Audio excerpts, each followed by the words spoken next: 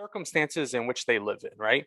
The Hamilton Tiger Cats, they can, and I'm not saying Jake Burt is a risk, but they can take him because they have enough organizational depth that if Jake Burt turns out to be a bust, so be it, right? Maybe Jake Burt, came late into the process, and all of a sudden we're looking at this kid and we're like, okay, the upside is there, but what is he going to be in the CFL? And that question mark exists for every player in the draft. But, the Ticats can take the upside guy where at their best, what can this kid bring to the table? Can Jake Burt be a superstar in the CFL? To be honest, when he was selected and I saw his position of a tight end and then I saw his weight and his height, I was like, is he even going to be a tight end in the CFL? And I know you mentioned it as well on the broadcast where it's like he might be a receiver and that might be the case. So that's going to be interesting as well. So the Ticats, and we always talk about it of, they have projects. Maybe Jake Burt is another one of these projects with even a higher upside and a quicker turnaround. That's going to be, remarkable to see if the Ticats can get that out of Jake Burt. But like, for example, the Buffalo Bills in the NFL draft that just passed, their third round pick, Spencer Brown, 6'9" offensive tackle. This kid is jacked. He played basketball at Northern Illinois, like a physical specimen, but his upside is tremendous. In the last decade, the Buffalo Bills could never take a pick like that in their third round because, hey, we have to rely on this kid to take snaps. If Spencer Brown doesn't take a snap for the Buffalo Bills in 2021, they're going to be fine. He's not going to make a difference or a negative impact on the roster, but you have the ability to put the work in with these kids to develop them so they one day become roster players and they do have higher upsides than everybody else. And maybe the floor is a little bit lower because it's like, okay, if this kid, turns out not to be an NFL player, he might just turn into a complete bust. But that will be interesting to see moving forward on how the Ticats adjust with, hey, is this kid ready now or is this kid going to be a project for the future? Yeah, so he's 24 years old. Obviously, we know the background of him being in and around the Patriots for a while. He's 6'3", 245 pounds. By the way, the Patriots thing I did find kind of funny because what have we seen with Matt Patricia and Charlie Weiss and Romeo Crennel and Josh McDaniels and I'm trying to think what's his name that was in Houston there. I've already forgotten his name. But O'Brien, that was the head coach and GM of the Houston Texans. Bill O'Brien. Yeah, Bill O'Brien. So Bill O'Brien. When I look at all of that, there's this golden shine that comes from being in and around the Patriots. I do wonder how much factored into that as well with the evaluation, where it's like, yeah, he's been around that. How much do you see on film that tells you that he is exponentially better than what you already have on the roster or other people that were available? Is maybe a question for a different day, but. And again, I'm not trying to jump all over the number one overall pick and poke holes in him and say this is going to be a bust. I don't have a damn clue. We don't know. What I am saying is I think that there's this sentiment amongst people, especially where we are in Hamilton, that we trust people blindly. And if they took him, he must be great. Well, 2018 Mark Chapman didn't even show up. So if we're living in reality, the reality here is that you just took a player who hasn't played CFL ball in a while, says that his game is the perfect fit for the CFL. Everybody's going to say that at that point. But for me, 6'3", 245, big body. Obviously, we know. I had heard some of the measurables that Dwayne Ford had mentioned on the TSN broadcast of the draft where he said he's got a 4 or 5, whatever it is, 40-yard dash. He's pretty strong. He's got good quickness. When I watch him play, and again, watching against NCAA talent, there's a different level of speed there. But when I watch him play, the big body is the biggest asset. I'm not sure that there's going to be receiver speed. And so the thing that I threw out in the article that I wrote on CFL.ca, my 5 takeaways from the draft, was kind of this all-encompassing view. And this is part of the joy of having your own podcast, is that we can actually delve into this and discuss for a couple of minutes and not be restricted for time. I believe there's this full circle moment happening right now in the CFL, and that Jake Burt is the representation of that full circle moment. And I'm always interested when I hear Orlando Steinauer, for example, talk about the full circle idea of where the CFL has gone from and how it's evolved and changed around and been in different places. You remember the clip that we played of Dylan Wynn, Kyle, from the Ticats, when he was talking about defensive linemen. He's like, they spread things out. CFL started to get wild and go 5 wide, 6 wide. And so the linebackers got kind of small. And so teams started running it with smaller running backs in between the tackles. And all of a sudden as a defensive lineman, you had to be quicker because the O-line were getting more athletic. And so we got a little bit smaller and more athletic. And now what you're seeing is some more of these power backs like William Stanback come in, and he creates a challenge and a mismatch for you because he's so powerful. And so now you're running behind slightly larger, more physical offensive lines than in the last 5 years. And as a result, the defensive lines are needing to get bigger, and the linebackers, specifically the Mac and the Will, you're starting to get, and it's like constantly there's this tension in this push-pull of positional groups and how they're responding to each other. And it almost reminds me of kind of one of those like blob charts that you see where it's, it's constantly just like shaping and moving. It's like an amoeba that's just like constantly wiggling around. If you were to say the focus or the height, the weight, the distribution, the body type, the skill set of different positional groups, I think that is shaping and changing and moving around in a way that if you're just watching the game once a week, you're just watching your team, you probably don't realize. But if you're really looking closely at what's happening here, I think there's a change. I think there's something new and different about like Jake Burt, the stat I think the CFL Football Ops had was that he was the first tight end that was taken in the first round of the draft in X amount of years. It's been a minute. I'll pull this up for you here. He is the first player officially listed as a tight end to be taken in the first round since Scott Reginbald, who went 7th overall to Calgary 21 years ago in 2000. The last time a tight end went first overall was in 1989 when the Ottawa Rough Riders chose eventual CFL All-Star Gerald Wilcox. And so my thinking on this full circle moment that we're seeing with Jake Burt right now, Kyle, is that when the CFL spread things out, and they weren't necessarily the first to do this, because you could talk about Lance Allsworth down in the NFL, or you could talk about Kellen Winslow Sr. I mean, I've read stuff on the NFL where splitting tight ends out to wide receiver and nobody knew what the hell to do. They're like, what? We can't send a linebacker out there. We have to just play him with a DB. And then the corners get bigger because they have to deal with these bigger bodies that are tight ends split out wide. But when you started to see the CFL take bigger bodies and ones that would typically be used with their hand in the ground as a tight end in the 80s and the 90s, and they said, no, go stand out there. You're a slot back. And by the way, you can run to the line of scrimmage. Well, what happened was the NFL and the NCAA over time started to pick up some of this. Oh, bigger bodies in space. Oh, this is interesting. We don't have to have them looking at jammed by a defensive end or being messed around by a will linebacker at the line of scrimmage. We can get them a waggle. We can let them move a little bit. And so the NFL and the NCAA started to take these body types. And what those body types have evolved into is Gronk. It's Kelsey. It's Kittle.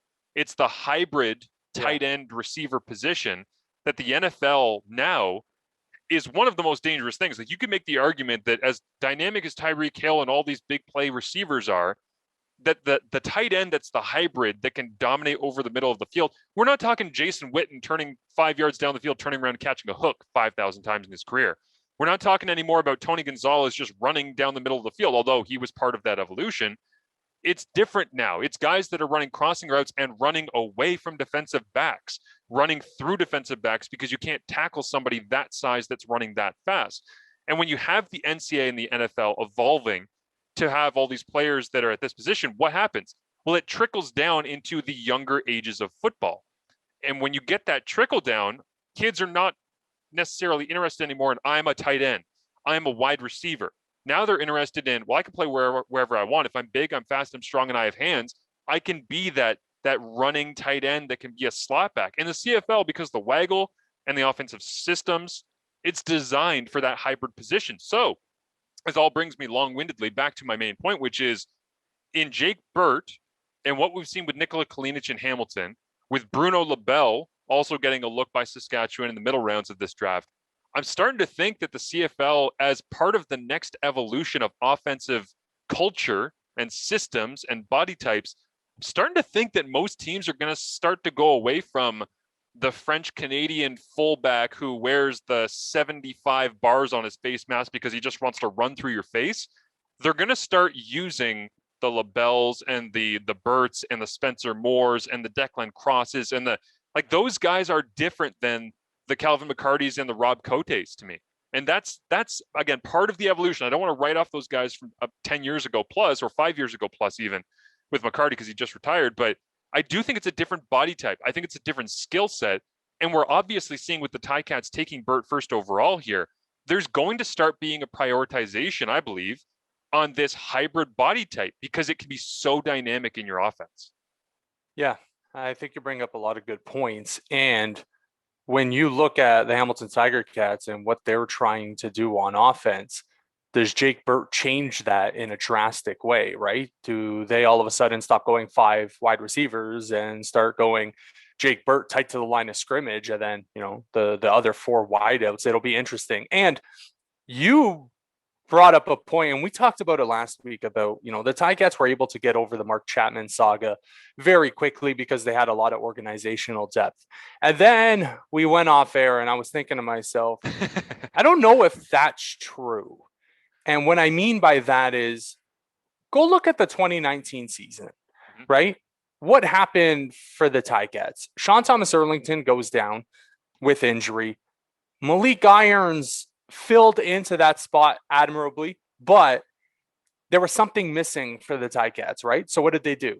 They went out and they they signed Terrell Sutton to be their running back. And then they went back to American running back, taking the majority of the carries, and especially in the Grey Cup.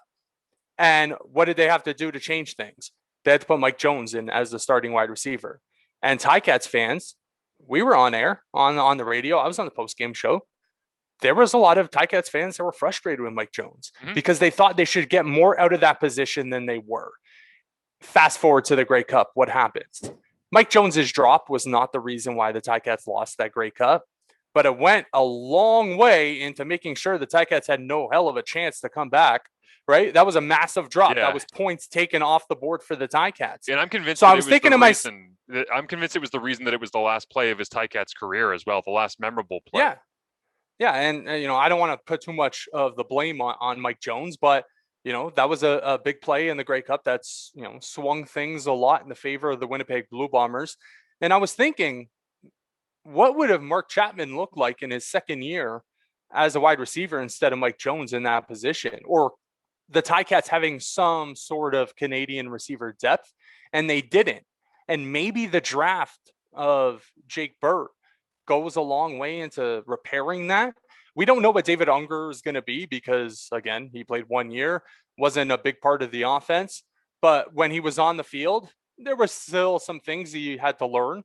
The physical makeup of David Unger, I'm like, okay, this guy, if he can get it together and understand the CFL game, because remember, he didn't play in Canada collegiately.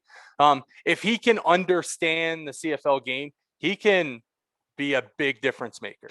Yeah. But we're still a long way from that. So I think, Jake Burt coming into the picture, and now Mike Jones obviously not being in Hamilton, it's going to be very telling on what the Ticats do in the 2021 season. That's going to dictate what they do moving forward, especially from that Canadian receiver position. If Sean Thomas Erlington can stay healthy and Malik Irons can, better grasp the CFL game and be a difference maker when it comes to being a backup running back, being the spell to Sean Thomas Erlington, then the Ticats can go 5 Americans at receiver, right? Especially if you're going to have 4 Canadians on the offensive line.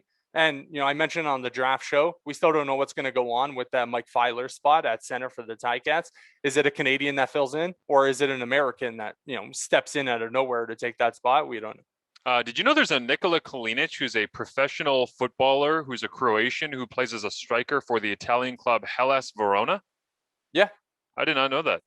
He's been that guy is not young. I want to say he's like almost in his 30s. Yeah, he's born in 1988 is what I'm seeing here. So I was looking up Nikola Kalinic's size for the next point I wanted to make here, and I saw that. I was like, I didn't know that. But I don't want to stereotype, but anytime there's a Serbian named Nikola or a Russian guy named Igor or Andre or Victor, I'm just like, oh, of course. The combination I think is what struck me. But so here's the thing, and I don't want to paint the Ticats into a corner here by saying, was he the replacement for Mark Chapman? Because they're different body types, right? Like I got to look up what Mark Chapman was, but I remember watching him in person, I think in Winnipeg at that CFL week in that combine.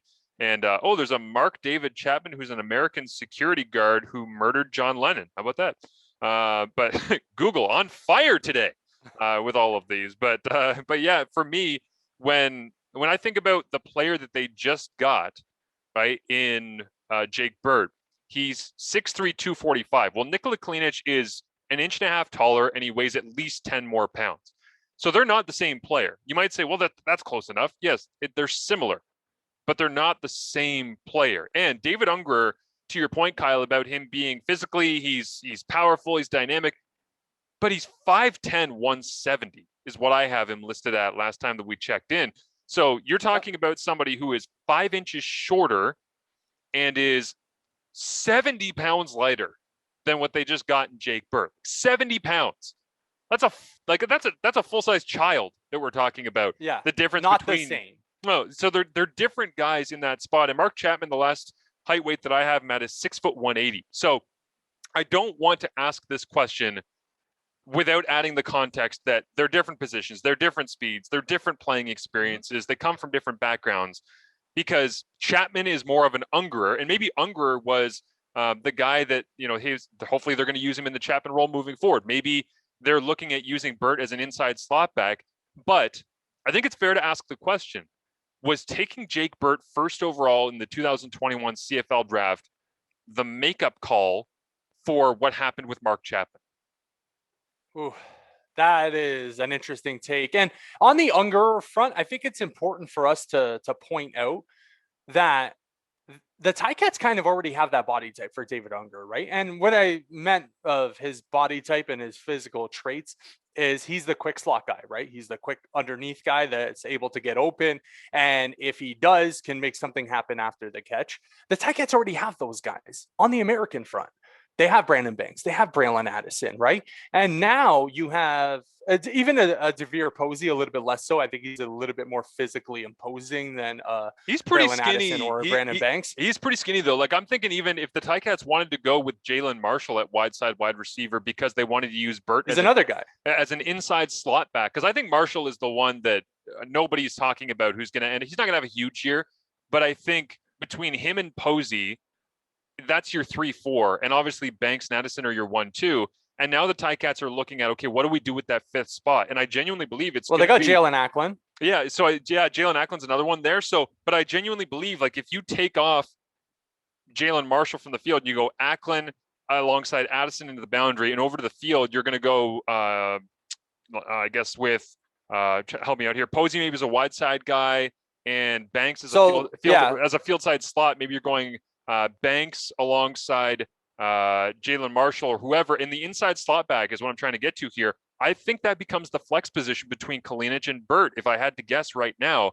And it's like they don't have that body type that is Kalinic but able to run crisp routes. And that's the whole idea here, I think, of Burt is if they would have had, and this is what is kind of the interesting thought experiment, if they would have had Mark Chapman, would they have just taken Burt? I think that helps educate the answer on whether or not Burt was the makeup call for Chapman. Because if Chapman's in the roster right now and he's established and he was good in the 2019 season where they exploded offensively with Masoli and Evans throwing it all over the place, do they still take Jake Burt? And I think the answer to that for me is a clear no. I think at that point they're investing at a different position because you're saying, well, we've already got Unger alongside Chapman. But again, do they end up taking Unger or Chapman if they have the other one in-house? Probably, but I don't know the answer for sure to that question. So for me, it was the makeup call on the Chapman decision. Not that it was an error by the Ticats necessarily, because it seems like Chapman kind of did them dirty and they were very gracious about it. But the fact that he wasn't there and the fact that they had the opportunity to go and get somebody who was a dynamic skill set that was more of a route runner and a pass catcher than Kalinic, because Kalinic he's a lot of things. He's not going to blow you away. Like, he's physical. He's mean at the line of scrimmage. He can get out and slip to the flats. But there were times where he's running routes and he left a little bit to be desired. Burt adds more of the receiver skill set than Kalinic does as a true tight end fullback. But he also adds more of the tight end skill set, the big body in the box, blocking linebackers, than Unger does. So he was a perfect fit that was in between these two extremes of pure receiver, 5'10", 170, and pure tight end, 6'5", 255. 6'3", 245, can run, has some NCAA experience. It makes a lot of sense, but I don't think he gets taken if Chapman was in that spot, in that roster, because even though Chapman is not the same style or size as Burt, I just don't think they would need a Burt because they'd be getting enough production. They would have just gone a different direction and been like, hey, we can throw the ball all over the place because Chapman's that good. I think you're right on that front. And, before I joined you guys on the draft show, I kind of filled out a makeshift depth chart for the Ticats, and I'm just like, okay, if you go 4 Canadians on the offensive line, again, we don't know what's going to happen at center, but you got Van Zyl, Sirocco, Revenberg, and then that Canadian center. Sean Thomas Erlington in the backfield. That's 5 Canadian starters on offense. You don't, and then you have on the defensive side, you got Ted Laurent and Tunde Adeleke or Mike Daly on whoever starts at safety. I look at it and say, do the Ticats go 5 American wideouts? And if they do, or if they don't, where does Jake Burt fit in? You can't put him on the field side out wide, can you? A 6'3" guy whose route running ability might not be fantastic. And can he beat guys down the rail if he doesn't have breakaway speed? I don't know. You could, but I don't think to find out. I think you could, but you're not going to maximize his value there. And you don't take a number 1 overall pick to stand on the wide side and hope to have 10 catches a year. You take if you're going to spend on a receiver at number 1 overall, then, and again, that's me labeling him as a receiver, right? Because I'm thinking of him as a receiver because I understand he's labeled as a tight end and he's the first since 1989 to go first overall with Gerald Wilcox and all the rest. But to me, he's a receiver for the Ticats. Will he put his hand down on the ground on 2nd and short, 3rd and short? Sure. But watch how many times they go play action in the backfield and slip him to the flats on those plays and treat him like a receiver. Like, that's the whole point, is you can line a tight end up as a wide receiver. Like, if they put Kalinic out wide, is he now a wide receiver? I mean, by position, but he's a tight end playing wide receiver. To me, when you bring Bird in, despite his size at 6'3", 245, if you put him as a receiver and a slot back, he's a big body slot back that can move and run and block. If you put him as a tight end, he's a slightly undersized tight end. Not by much, but he's slightly, and not even in relation to Kalinic. Kalinic is a monster. Yeah. But in relation to most of the league, he's a slightly undersized tight end. But he's a receiver playing tight end at that position, right, at that time. So, yeah, I'm with you. Like, he is that unique in-between that I think he would be caught out playing anywhere other than slot back, and he would be wasted playing that wide side receiver. But again, I talked about on the David Ungerer front, you kind of already have those slot guys, kind of in the roster, and they're kind of penciled in already, right? You have Brandon Banks, Braylon Addison, and I know Banks can play, a field wide side position, or he can go boundary. You can put him all over the field. We all understand that. I think Brandon Banks is better suited in the slot position, especially when he has a guy like Braylon Addison inside of him. And I'm looking at this and thinking, okay, what do the Ticats do, and how does Burt fit into this? If he's on the field, does Banks go out wide? Do you kick Addison over to be that second guy to the field? Like, I have no idea on what the Ticats are going to try to do. It'll be very telling in training camp whenever that comes about, where it's like, Jake Burt. Oh, okay, he's there. Okay, we're going to be very used to seeing him in that position on the field. All 5 days of training camp to figure out where to use him before we start a regular season, right? Because that feels like that's what it's going to be. And again, I understand that they're saying July 5th, or July 12th, we'll get into it on August 5th in the regular season. And I have a feeling that this is like one preseason game with 10 days of on-field training camp, and bang, we're running. And you're going to see week 1, he might be in the complete wrong position. Honestly, he might be in the wrong spot based on what he's able to do.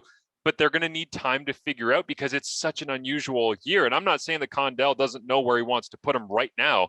I'm saying that might be an evolution. They might figure out, because I think there's been various points with the Ticats where, I mean, take Speedy, for example. And obviously this was because Kent didn't believe that Speedy could be a full-time receiver. Mm-hmm. But that took a hell of a long time for them to figure out, not only can he play receiver, he can play the boundary wide receiver position, which is typically designed for your Darvin Adams and your Darrell Walkers and like the big, long, lanky jump ball type guys. And June Jones was like, screw that. This guy's a receiver and he can play this position despite the size that he's at. Now, June's system obviously worked with guys that size a little bit better, but the fact remains the same, that he could play that position. And he showed with Condell after June left, he could still play that position. So yeah, the question of where he gets his first opportunities in training camp, it might be the most interesting question going into training camp at large, but or who's going to play quarterback for the Ticats? Well, yeah, you're right. That's the biggest question, I think. We've overlooked like the biggest storyline, not just in Hamilton, but maybe in the Canadian Football League, where it's like, Who's going to start at quarterback for the Ticats? Dane Evans or Jeremiah Masoli? We have no clue. And we're all talking about where the ball is going to end up, and we're not even talking about where it's going to start, which is the center. Like this the whole thing is that all three levels of the offensive procedure right now for the Ticats, from throwing it to the Canadian dudes to who's going to be throwing it to them to who's going to be snapping it to the dude who's going to be throwing it to them, who's going to be throwing it to the Canadian receivers. Yeah.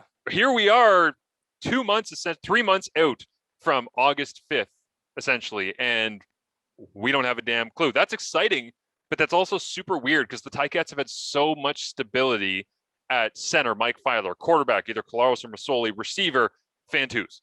Like that for a long time, it was like Fantuz, Tasker, Masoli, Collaros, Filer. Bang, that's your roster. And now we're going into a season where it's like Delvin Breaux, not there. Sam linebacker, up in flux. Middle linebacker, might be a depth guy. Chris Fry, otherwise. Center, not really sure.